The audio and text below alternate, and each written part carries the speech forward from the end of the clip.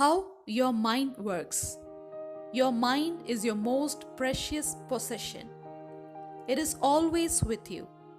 But its most amazing parts will be yours only when you have learned how to use it. As we have seen, there are two levels to your mind: the conscious or rational level and the subconscious or irrational level. You think with your conscious mind, and whatever you habitually think sinks down into your subconscious mind, which then creates according to the nature of your thoughts. Your subconscious mind is the seat of your emotions. It is the creative mind. If you think good, good will follow. If you think evil, evil will follow. This is the way your mind works. The most important point to remember is this: once the subconscious mind accepts an idea, it begins to execute it. It is an astonishing and subtle truth that the law of the subconscious mind works for good and bad ideas alike. This law, when applied in a negative way, is the cause of failure, frustration, and unhappiness. When your habitual thinking is harmonious and constructive, however, you experience perfect health, success, and prosperity. Peace of mind and a healthy body are inevitable once you begin to think and feel in the right way. Whatever you claim mentally and feel as true, your subconscious mind will accept and bring forth into your experience.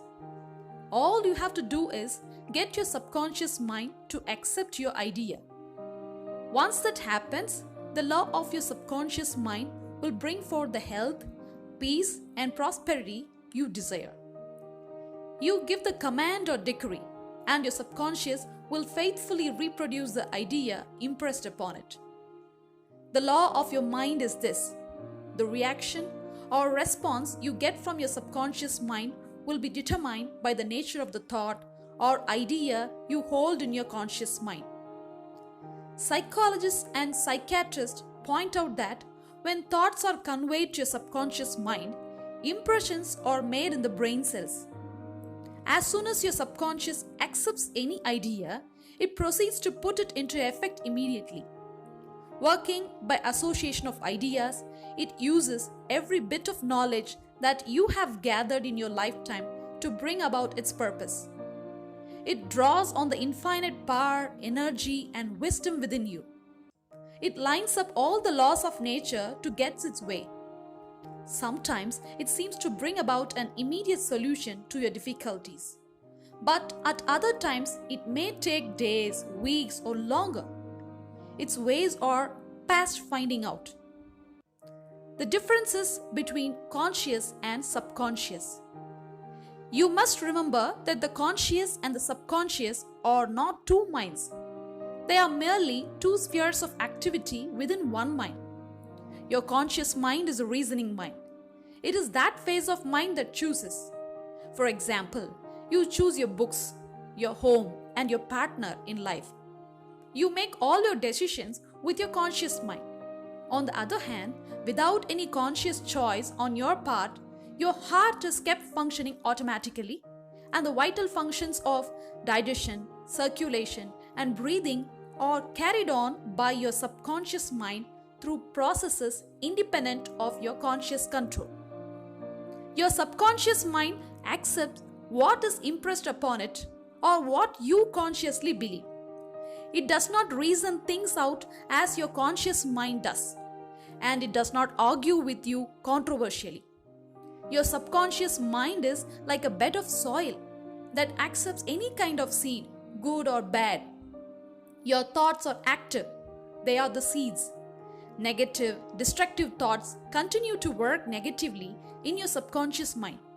Sooner or later, they will emerge and take shape as an outer experience that corresponds to their content.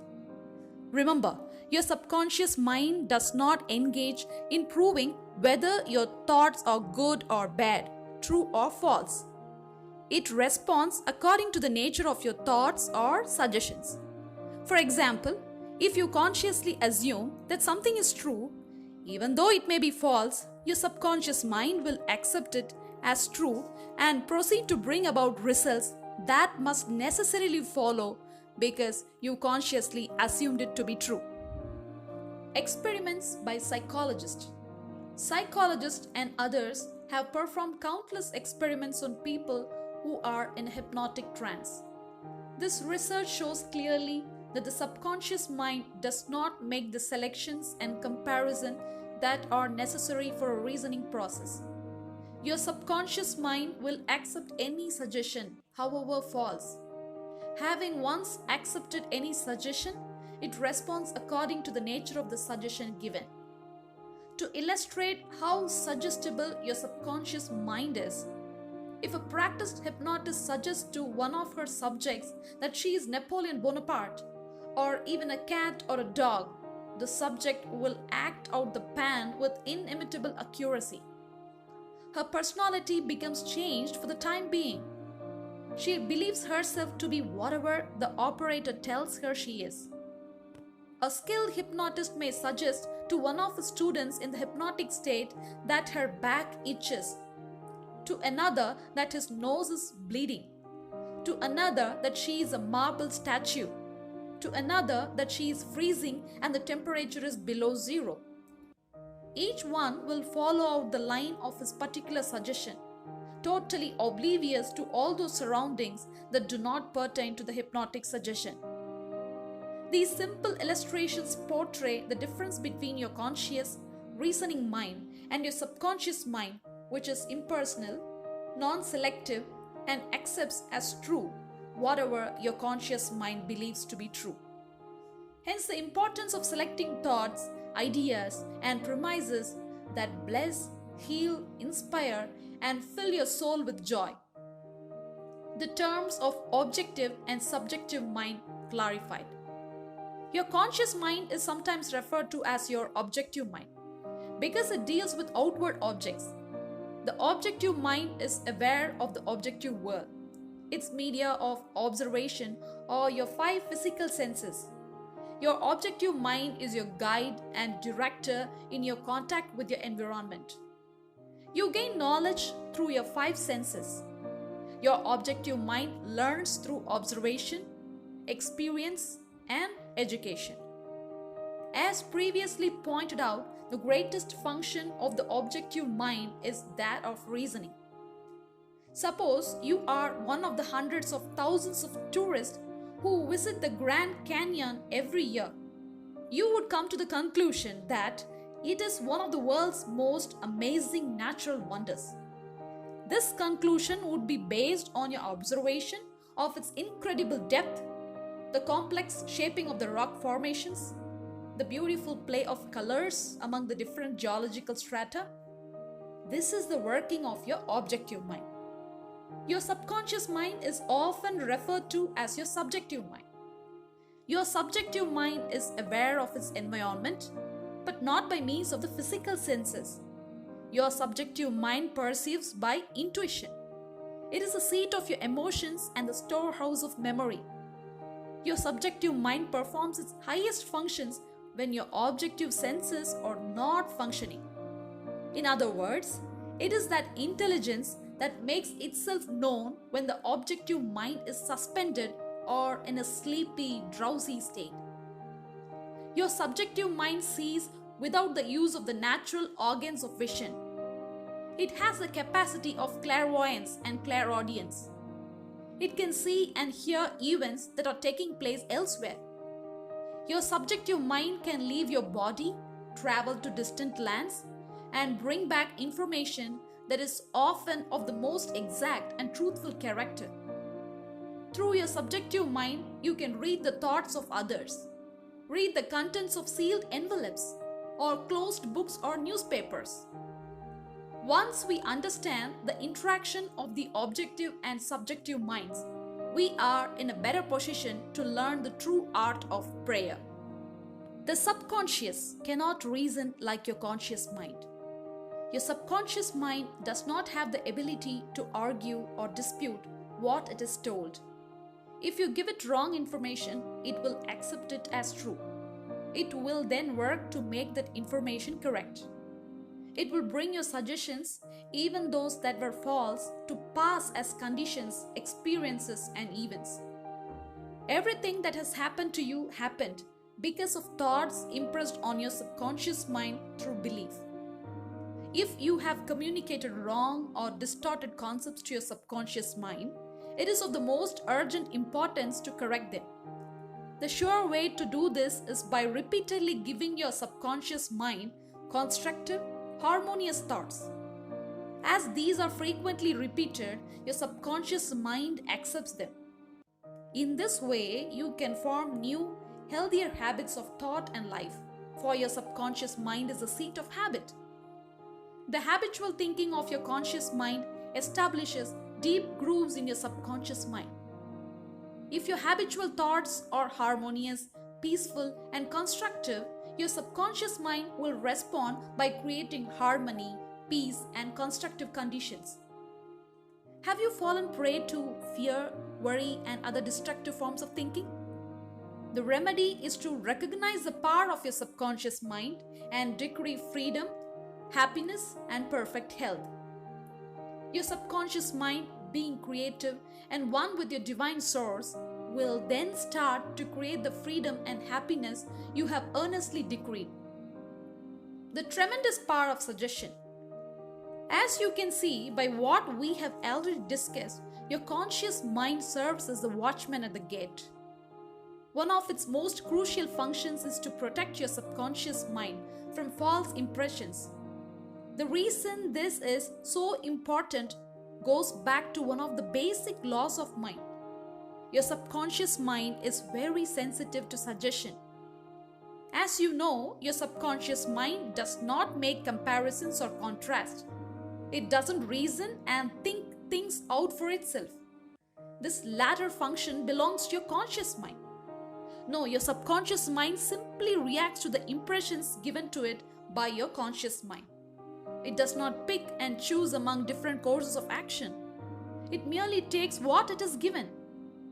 Suggestion is a tremendously powerful force. Imagine that you are on board a ship that is rocking a bit from side to side. You approach a timid-looking fellow passenger and say, "You don't look so hot. Your face is practically green. I am afraid you are about to be seasick. Can I help you to your cabin?" The passenger turns pale. The suggestion you have just made about seasickness links up with her own fears and forebodings. She lets you escort her down below decks. Once she is there, your negative suggestion, which she accepted, comes true. Different reactions to the same suggestion. It is important to realize that different people will react in different ways to the same suggestion. This is because they have different subconscious conditioning or beliefs. Suppose, instead of choosing a fellow passenger on the ship, you go up to a member of the crew. You say, "Hey buddy, you don't look so great. Do you think you are about to be seasick?" Depending on the sailor's temperament, he either laughs at your feeble joke or tells you to get lost. Your suggestion had no power over him, because the idea of seasickness was associated in his mind with his own immunity from it. Therefore, it is called up not fear or worry, but self-confidence. A dictionary will tell you that a suggestion is the act or instant of putting something into one's mind.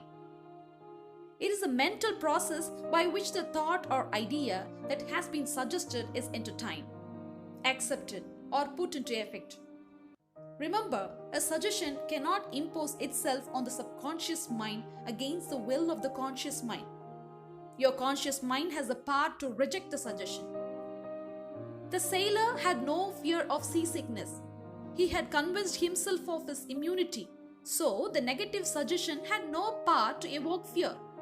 But your fellow passenger was already worried about becoming sick. Therefore, your suggestion had power over her. All of us have our own inner fears, beliefs, opinions. These inner assumptions rule and govern our lives. A suggestion has no power in on itself. Its powers arises from the fact that you accept it mentally. Only at that point do your subconscious powers begin to act according to the nature of the suggestion. How he lost his arm. For many years, I gave a regular series of lectures at the London Truth Forum in Caxton Hall, which I founded a number of years ago. Dr. Evelyn Fleet, the director, told me about a man whose young daughter suffered from both crippling rheumatoid arthritis and the disfiguring and painful skin condition called psoriasis. They tried many treatments, but nothing the doctors did seem to help. The man was near despair. Over and over he said to himself and to his friends, "I would give my right arm to see my daughter cured." According to Dr. Fleet, one day the family was out for a drive. Their car was involved in a head-on collision. The father's right arm was torn off at the shoulder. When he came home from the hospital, he discovered that his daughter's arthritis and skin condition had vanished. You must be very careful to give your subconscious only those suggestions that heal, bless, elevate, and inspire you in all your ways. Remember, your subconscious mind doesn't understand a joke. It takes you at your word. How auto-suggestion banishes fear. The term auto-suggestion means suggesting something definite and specific to oneself. Like any tool, wrongly used it can cause harm, but used properly, it can be extremely helpful. Janet R. was a talented young singer. She was invited to try out for an important role in an opera production. She desperately wanted to audition, but she was also terribly apprehensive. 3 times before, when she had sung for directors, she had failed miserably. The reason was fear of failure. She had a wonderful voice, but she had been saying to herself, "When the time comes for me to sing, I'll sound awful. I'll never get the role. They won't like me. They'll wonder how I have the nerve even to try out. I'll go, but I know it will be a failure." Her subconscious mind accepted these negative auto-suggestions as a request. It proceeded to manifest them and bring them into her experience. The cause was an involuntary auto-suggestion. Her fears had become emotionalized and subjectified thoughts that in turn became her reality. This young singer was able to overcome the force of a negative auto-suggestion. She accomplished this by countering them with positive auto-suggestion. What she did was this. 3 times a day, she went alone into a quiet room. She sat down comfortably in an armchair, relaxed her body, and closed her eyes. She stilled her mind and body as best she could. Physical inertia favors mental passivity and renders the mind more receptive to suggestion. To counteract the fear suggestion, she repeated to herself, "I sing beautifully. I am poised, serene, confident, and calm." At each sitting, she repeated the statement slowly, quietly, and with feeling from 5 to 10 times. She had 3 such sittings during the day and 1 immediately before going to sleep. After 1 week, she was completely poised and confident. When the fateful day came, she gave a wonderful audition and was cast in the part. How she restored her memory. A woman of 75 had always been proud of her ability to remember. Like everyone, she forgot things now and then, but she paid no attention. However, as she got older, she began to notice these occasions and worry about them. Each time she forgot something, she said to herself, "I must be losing my memory because of my age." As a result of this negative auto-suggestion, more and more names and events slipped her mind. She was close to despair. Then, fortunately, she realized how she was damaging herself. She resolved to reverse the process. Every time she felt the temptation to think, "I am losing my memory," she stopped herself. More than that, she deliberately reversed the procedure. Several times a day, she practiced induced positive auto-suggestion. She said to herself, "From today onward, my memory is improving in every way. I will always remember whatever I need to know at every moment of time and point of space. The impressions I receive will be clear and definite. I will retain them automatically and easily. Whatever I want to recall will immediately present itself in the correct form in my mind. I am improving rapidly every day. Very soon, my memory will be better than it has ever been before. At the end of the 3 weeks, her memory was back to normal. How he overcame a nasty temper. I was consulted by a man whose marriage and career were both in serious trouble. Hookdy's problem was his constant irritability and bad temper. He was concerned about this himself, but if anyone tried to discuss it with him, he exploded in anger. He constantly told himself that everyone was picking on him and that he had to defend himself against them. To counter this negative auto-suggestion, I advised him to use positive auto-suggestion. Several times a day, morning, noon, and at night, prior to sleep, he was to repeat to himself, "From now on, I shall grow more good humor, joy, happiness, and cheerfulness are now becoming my normal states of mind. Every day, I am becoming more and more lovable and understanding. I will be a center of cheer and goodwill to all those around me, infecting them with my good spirits. This happy, joyous, and cheerful mood is now becoming my normal, natural state of mind. I am grateful." After a month, his wife and his co-workers remarked on how much easier he was to get along with. Some comments on heterosuggestion. The term heterosuggestion means suggestions from another person. In all ages and in every part of the world, the power of suggestion has played a dominant part in the life and thought of humankind. Political creeds, religious beliefs, and cultural customs all flourish and perpetuate themselves through the power of heterosuggestion. Suggestion can be used as a tool to discipline and control ourselves. However, it can also be used to take control and command over others who have not been taught to understand the laws of mind. In its constructive form, it is wonderful and magnificent. In its negative aspects, it is one of the most destructive of all the response patterns of the mind. Its results can be enduring patterns of misery, failure, suffering, sickness, and disaster. You can counteract negative suggestions. Pick up the paper or turn on the television news. Every day you hear dozens of stories that could sow the seeds of futility, fear, worry, anxiety, and impending doom.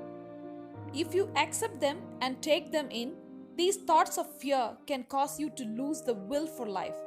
However, once you understand that you do not have to accept them, choices open up for you. You have within you the power to counteract all these destructive ideas by giving your subconscious mind constructive auto-suggestions. Think good and good follows. Think evil and evil follows. You are what you think all day long. Your subconscious mind does not argue with you. It accepts what your conscious mind decrees. If you say, "I can't afford it," your subconscious works to make it true. Select a better thought. Decree, "I'll buy it. I accept it in my mind." You have the power to choose. Choose health and happiness. You can choose to be friendly or you can choose to be unfriendly. Choose to be cooperative, joyous, friendly, lovable, and the whole world will respond. This is the best way to develop a wonderful personality. Your conscious mind is a watchman at the gate. Its chief function is to protect your subconscious mind from false impressions. Choose to believe that something good can happen and is happening now. Your greatest power is your capacity to choose. Choose happiness and abundance. The suggestions and statements of others have no power to hurt you. The only power is the movement of your own thought. You can choose to reject the thoughts or statements of others and affirm the good. You have the power to choose how you will react. Watch what you say. You have to account for every idle word. Never say, "I will fail. I will lose my job. I can't pay the rent." Your subconscious mind cannot take a joke. it brings all these things to pass. Your mind is not evil. No force of nature is evil. It depends how you use the powers of nature. Use your mind to bless, heal, and inspire all people everywhere. Never say, I can't. Overcome that fear by substituting the following: I can do all things through the power of my own subconscious mind. Begin to think from the standpoint of the eternal truths and principles of life, and not from the standpoint of fear, ignorance, and superstition. Do not let others do your thinking for you. Choose your own thoughts and make your own decisions. You are the captain of your soul, that is, subconscious mind, and the master of your fate. Remember, you have the capacity to choose. Choose life, choose love, choose health, choose happiness. Whatever your conscious mind assumes and believes to be true, your subconscious mind will accept and bring to pass. Believe in good fortune, divine guidance, right action, and all the blessings of life.